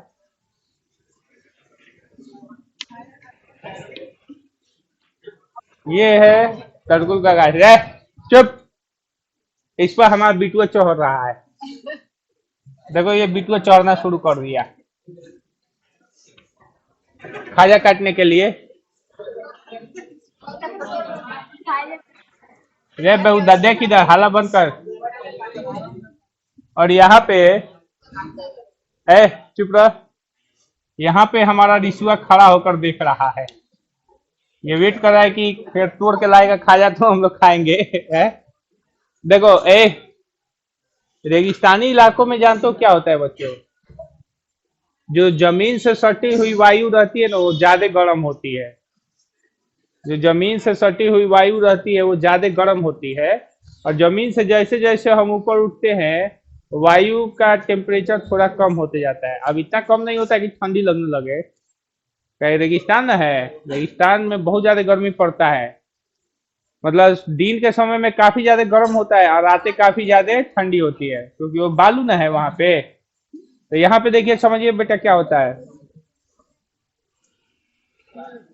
नीचे का वायु गर्म होगा तो गर्म वायु जानते हो क्या होता है, विरल होता है। किसी चीज को गर्म करते हो तो पतला हो जाता है। क्या हो जाता है, पतला। और ठंडा करते हो तो वो सिकुड़ के मोटा हो जाता है। तो नीचे वाली वायु पतली है तो ऊपर वाली वायु मोटी होगी, उसके ऊपर वाली वायु और मोटी होगी। यानी यहाँ पे हवाओं का कई लेयर होता है। समझो ना, हवाओं का क्या है बच्चों, क्या होता है बच्चों, कई लेयर होता है। और इन हवाओं के लेयर में वह नीचे वाला जो लेयर होता है वो विरल होता है और ऊपर वाला लेयर जो होता है वो क्या होता है, सघन होता है। अब प्रकाश की किरणें रे समझ इधर, प्रकाश की किरणें तरकुल से चलेगी तो वो पहली लेयर में सघन से विरल में जाएगी तो दूर भाग जाएगी ऐसे, ठीक है, अविलंब से दूर भागेगी। फिर ये और अविलंब से दूर भागेगी, ठीक है, फिर ये और अविलंब से दूर भागेगी। और दूर भागते भागते इनका पूर्णांतिक परावर्तन हो जाएगा। क्या हो जाएगा, पूर्णांतिक परावर्तन हो जाएगा और ये रिसुआ के आंख पर ऐसे पहुंचेगी। यानी इस यहाँ पे जो होता है, यहाँ पे जो होता है ये पूर्ण आंतरिक परावर्तन होता है। कैसा परावर्तन होता है, पूर्ण आंतरिक परावर्तन, ठीक है। और यहाँ पे जो होता है ये अपवर्तन होता है। क्या होता है, यानी पहले प्रकाश की किरण अपवर्तित होके आई और यहाँ पे पूर्ण आंतरिक परिवर्तित हो गई और फिर यहाँ से ऊपर जो होके जाएगी वो अपवर्तित होते जाएगी। कैसे होते जाएगी, अपवर्तित होते जाएगी। तो रीशु जानते हो क्या देखेगा, रीशु देखेगा कि एक इमेज, सॉरी यहाँ पे रीशु देखेगा ऐसे, ये इसके आंखों तक ऐसे पहुंची है, ऐसे पहुंची है। चलिए थोड़ा सा रीशु मिटा दे, ऐसे पहुंची है तो रीशु इसका इमेज एक नीचे की तरफ ऐसे देखेगा, ऐसे ऐसे देखेगा तौरकुल का इमेज, ऐसे देखेगा। तो इसको लगेगा ना रे बेटा, जानते हो क्या लगेगा कि तौरकुल जो है पानी में जमा हुआ है। कहाँ पे जमा हुआ है, लेकिन ये समझेगा कि पानी मतलब देखते हो इमेज कैसे पानी में दिखाई देता है। पानी के साइड में अगर कोई वस्तु खड़ी रहती है तो उसका इमेज नीचे बनता है ना। तो रेगिस्तान में जब तुम दूर तड़कुल को देखोगे ना तो उसका इमेज नीचे बनता हुआ दिखाई देगा। नीचे भी बनता हुआ दिखेगा, ऊपर तो दिखाई देगा ही देगा, नीचे भी दिखाई देगा। तो तुमको लगेगा ना बेटा कि यहाँ पे पानी है, तो तुम जब दौड़ के जाओगे तो वहां पे पानी नहीं होता है। वहां पे एक मरीचिका नाम का हिरन होता है। मरीचिका नाम का हिरन, वो मरीचिका रेगिस्तानी इलाकों में क्या होता है, जब वो प्यास के मारे व्याकुल होता है तो खोजता है कि पानी किधर है। तो जब वो देखता है कि अरे वहां पे पेड़ है और वहां पे नीचे उसका इमेज दिखाई दे रहा है, तो दौड़ते दौड़ते उसके पास जाता है। तो दौड़ते दौड़ते उसके पास जाता है तो वहां पे पानी रहता है नहीं, क्योंकि वो क्या रहता है, मरीचिका रहता है। मतलब हर पेड़ को देखता है तो उसको लगता है कि हर पेड़ के पास पानी है, लेकिन जब वहां पे जाता है तो वास्तविकता में पानी नहीं रहता है। ये उसका भ्रम होता है, जो मतलब प्रकाश के पूर्ण आंतरिक परावर्तन और अपवर्तन की घटना के मिलने से बनता है। क्योंकि रेगिस्तानी वायु नीचे गर्म होने के कारण ज्यादा पतली होती है, ऊपर थोड़ी कम गर्म होने के कारण सघन और मोटी होती है। तो यहाँ पे प्रकाश की किरणों का पहले अपवर्तन होता है, फिर पूर्णांतरिक परावर्तन, फिर अपवर्तन। और इन तीन प्रोसेस के बाद उसको हर एक वस्तु मरीचिका के रूप में नजर आता है। मतलब ऐसा लगता है कि वहां पे पानी के नीचे उसका इमेज बना हुआ है। तो जब ये हिरन दौड़ते दौड़ते उसके पास जाता है, नहीं पानी होने के कारण और व्याकुल होता है, फिर वो चारों बल खूब दौड़ता है, खूब दौड़ता है, और अंतिम में क्या हो जाता है, मर जाता है। इसी घटना को मतलब हिरन अधिकांश रेगिस्तानी इलाकों में इसी भ्रम के कारण मरते हैं, इसलिए इसका नाम मृग मरीचिका रख दिया गया है। मृग मतलब मृग को मारने वाला, ये मतलब मरीचिका है। ठीक है। अब ठंडे प्रदेशों में जानते हो क्या होता है? ठंडे प्रदेशों में हम देखते हैं बच्चों, अब समझ में आ गया बच्चों? तो ठंडे प्रदेशों में ऊर्ध्व मरीचिका बनता है। कैसे बनता है बच्चों? ऊर्ध्व मरीचिका समझो इधर, ऊर्ध्व मरीचिका क्या होता है? जिस तरह से ए, गर्म प्रदेशों में जिस तरह से वस्तु का इमेज नीचे दिखाई देता है, तो ठंडे प्रदेशों में जानते हो क्या होता है? वस्तु का इमेज ऊपर की तरफ दिखाई देता है। किधर की तरफ दिखाई देता है? ऊपर की तरफ। जैसे यहाँ पे आप ठंडे प्रदेशों में आप यहाँ पे खड़े हो बच्चों, यहाँ पे आप ठंडे प्रदेश में खड़े हो, तो ठंडे प्रदेश में जमीनी वायु ज्यादा ठंडी होती है। क्या होती है? ज्यादा ठंडी होती है। तो नीचे का माध्यम क्या होता है बच्चों? सघन होता है। और ऊपर का माध्यम क्या होता है बच्चों? विरल होता है। यह ऊर्ध्व मरीचिका कहाँ पे बनता है बच्चों? बोलिए तो। ठंडे प्रदेशों में। और मृग मरीचिका कहाँ पे बनता है? बोलो। गर्म प्रदेश या रेगिस्तानी इलाकों में। आप यहाँ पे खड़े हो, आप देख रहे हो कि एक बोट यहाँ पे आ रही है, बोट आ रही है यहाँ पे, ठीक है। तो बोट से चलने वाली किरण, यहाँ पे देखिए, ये कई लेयर होता है हवाओं का। बोट से चलने वाली किरण, थोड़ा सा और दूर लेते हैं, नहीं तो इमेज बन ही नहीं पाएगा ठीक से। ले रे बेटा, यही बोट है, ठीक है। इस बोट पर एक और व्यक्ति खड़ा है, ठीक है। और बोट से चलने वाली किरण, जब प्रकाश की किरण देखो, सघन से विरल में जाएगी, तो सघन से विरल में जाएगी तो वो अभिलंब की तरफ झुकती चली जाएगी, झुकती चली जाएगा, और एक ऐसा घटना आएगा कि उसका क्या हो जाएगा? पूर्ण आंतरिक परिवर्तन हो जाएगा। क्या हो जाएगा? पूर्ण आंतरिक परिवर्तन यहाँ पे हो जाएगा। पूर्ण आंतरिक परिवर्तन होगा तो फिर ये नीचे की तरफ ऐसे आ जाएगी, ठीक है। ये किरणों का मतलब जैसे गर्म प्रदेशों में ऐसे होता है, तो ठंडे प्रदेशों में ऐसे होता है। तो प्रकाश की किरणें ऐसे आ जाती है, ठीक है। समझ रहे हो ना रे बेटा? तब इन किरणों को थोड़ा सा हम ऐसे बढ़ाते हैं, तो जानते हो, एक मिनट, यहाँ पे हमें जानते हो क्या दिखाई देता है? यहाँ पे हमें ऐसे बोट आता हुआ दिखाई देगा, ऐसे बोट दिखाई देगा, और यहाँ पे व्यक्ति ऐसे खड़ा रहेगा। तो इसी को कहते हैं बच्चों, नीचे वाली वस्तु ऊपर दिखाई देना, यानी ऊर्ध्व मरीचिका होता है। क्या होता है? ऊर्ध्व मरीचिका होता है। समझ में आया? तो रेगिस्तानी इलाकों में नीचे इमेज दिखाई देता है, ठंडे प्रदेशों में ऊपर इमेज दिखाई देता है, प्रतिबिंब ऊपर दिखाई देता है। तो इस घटना को हम क्या कहते हैं बच्चों? ऊर्ध्व मरीचिका ठंडे प्रदेशों में, और इसको कहते हैं बच्चों मृग मरीचिका गर्म प्रदेशों में, ठीक है। समझ में आ गया बच्चों? गए? मारेंगे भड़ाक देना। यहाँ पे वायु क्या होती है बच्चों? विरल होती है। और यहाँ पे वायु क्या होती है? सघन।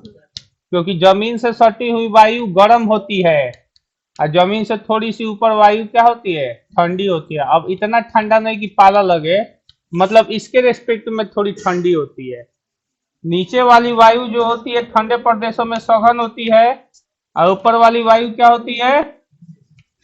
विरल होती है। क्योंकि नीचे वाली वायु ज्यादा ठंडा होता है, जमीन से सटा हुआ ज्यादा ठंडा रहेगा और ऊपर वाला वायु गर्म रहेगा। तो इसका मतलब मत समझ लेना कि मतलब ठंडे प्रदेशों में हम जमीन पर खड़े हैं तो वायु ठंडी है और ऊपर कूद के चेक करेंगे तो गर्म होगी, नहीं, वो भी ठंडा ही होगी लेकिन इसके रिस्पेक्ट में थोड़ा कम ठंडा होगी। ठीक है, यही कहानी है। ठीक है बच्चों, अब अगली कहानी है बच्चों, सुनो। यानी जब प्रकाश की किरण, समझो, जब प्रकाश की किरण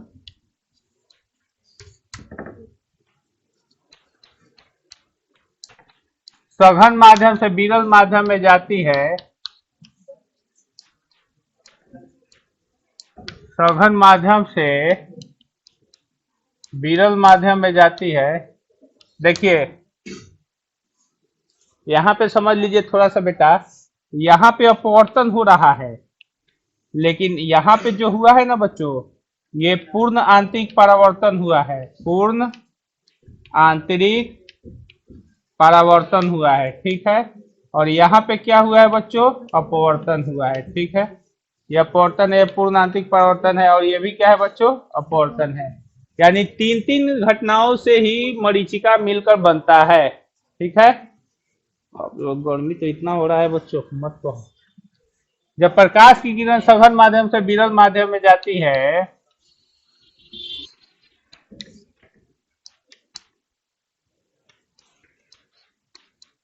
तो तीन घटनाएं होती है बच्चों। दे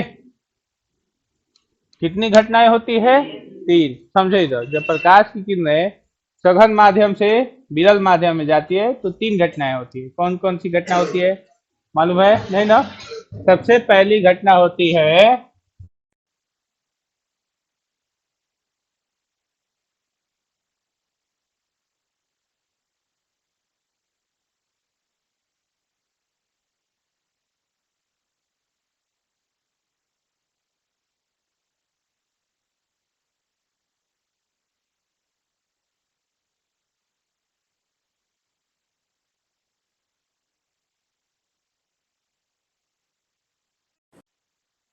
बोलो, प्रकाश की किरणें अपवर्तित हो जाती है। ठीक है, क्या? प्रकाश की किरणें, हाँ, यहाँ पे जोड़ लेना किरणें, जोड़ नहीं लोगे? प्रकाश की किरणें, तो प्रकाश की किरणें अपवर्तित हो जाती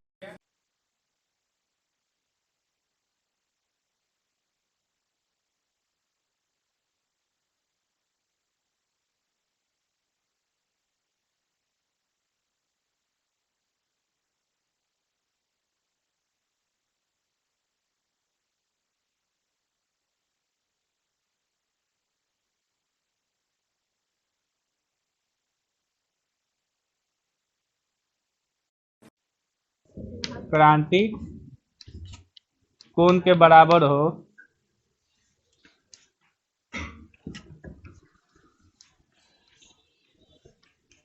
यदि आपतन का कोण क्रांति कोण के बराबर हो तो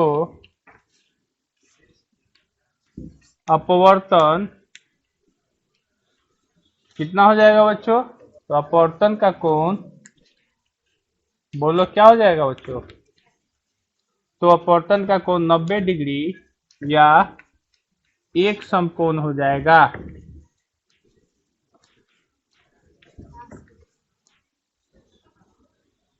हो जाएगा। ठीक है बच्चों, तो अपवर्तन का कोण 90 डिग्री या एक समकोण हो जाएगा। ठीक है, उसके बाद लास्ट लाइन होता है, यदि यदि आपतन का कोण तीसरा नंबर होता है, यदि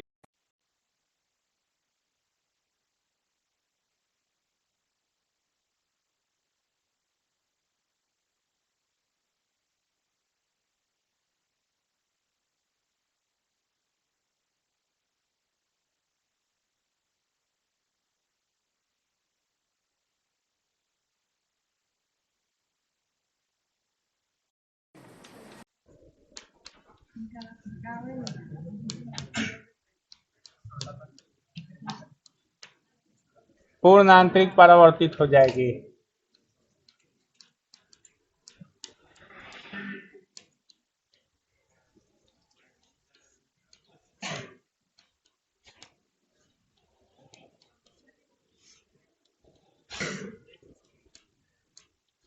तो प्रकाश की किरणें क्या हो जाएगी बच्चों?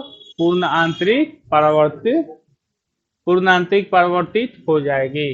ठीक है, यानी एंगल आई का मान किससे छोटा हो? एंगल सी से छोटा हो, और एंगल आई डैश का मान एंगल आई डैश का मान सी से बड़ा हो, तो ये जानते हो ये क्या हो जाएगा? ये अपवर्तन कराएगा। क्या कराएगा? और ये कितना, ये भी अपवर्तन कराएगा लेकिन 90 डिग्री पर अपवर्तन। ठीक है, और ये क्या कराएगा बच्चों बोलो तो? पूर्ण आंतरिक परावर्तन। तो कॉन्सेप्ट क्लियर बच्चों? क्रांति कोण का पूरी तरह से। चलिए उतार लीजिए बच्चों इसको,